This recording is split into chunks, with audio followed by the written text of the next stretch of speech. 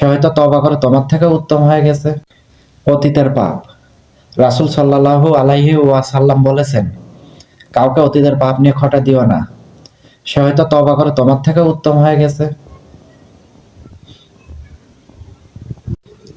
মানুষের সব থেকে বড় শত্রু শয়তান। আর শয়তান আমাদেরকে দুনিয়াতে লোভ লালসা দেখিয়ে পথভ্রষ্ট করে। আমরা ভবিষ্যৎ নিয়ে অতিরিক্ত চিন্তা করে ফেলি। আসলে আমাদের ভবিষ্যৎ সত্যিটা কি? আমাদের ভবিষ্যৎ সত্যটা হলো মৃত্যু। আমাদের ভবিষ্যতে সব থেকে উত্তম সত্যই মৃত্যু।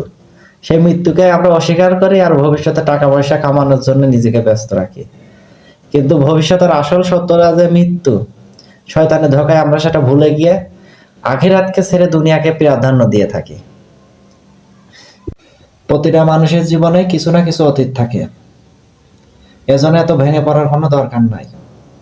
কষ্ট আসবে যাবে, এটাই প্রকৃতির নিয়ম। আপনি কষ্টে থাকেন আর সুখে থাকেন, জীবন কিন্তু কেটেই যাবে। একটু পাশের বাড়ি মকলেস চাচার কাছে খোঁজ নিয়ে দেখেন না কেন, তারও কোনো না কোনো অতীত আছে।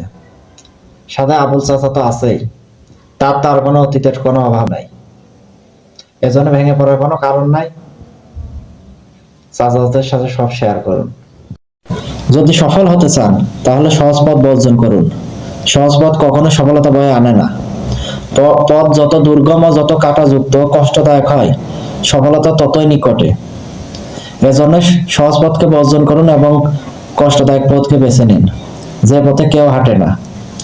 ইনশাল্লাহ একদিন আপনিও সফল হবেন। খাঁটি মুসলমান তো সেই, যার হাত ও মুখ থেকে অন্য মুসলমান নিরাপদ থাকে। ভীরুরা প্রকৃত মৃত্যুর আগে বহুবার মরে, কিন্তু সাহসীরা জীবনে মাত্র একবার মৃত্যুর স্বাদ গ্রহণ করে। মেধা থাকলে তাকে মেধাবী বলা যায় না। প্রকৃত মেধাবী হলো সে, যে তার চেষ্টার মাধ্যমে নিজেকে এগিয়ে নিয়ে যায়। যে নদীর গভীরতা যত বেশি, তার বয়ে যাওয়ার শব্দ তত কম। কি আর বলবো ভাই, একই নদী, এপারে যা পদ্মা, ওপারে তা গঙ্গা। কারো বিশ্বাসঘাতক প্রেমিকায় কিনা, কারো বিশ্বস্ত স্ত্রী। হ্যাঁ, এটাই বাস্তব।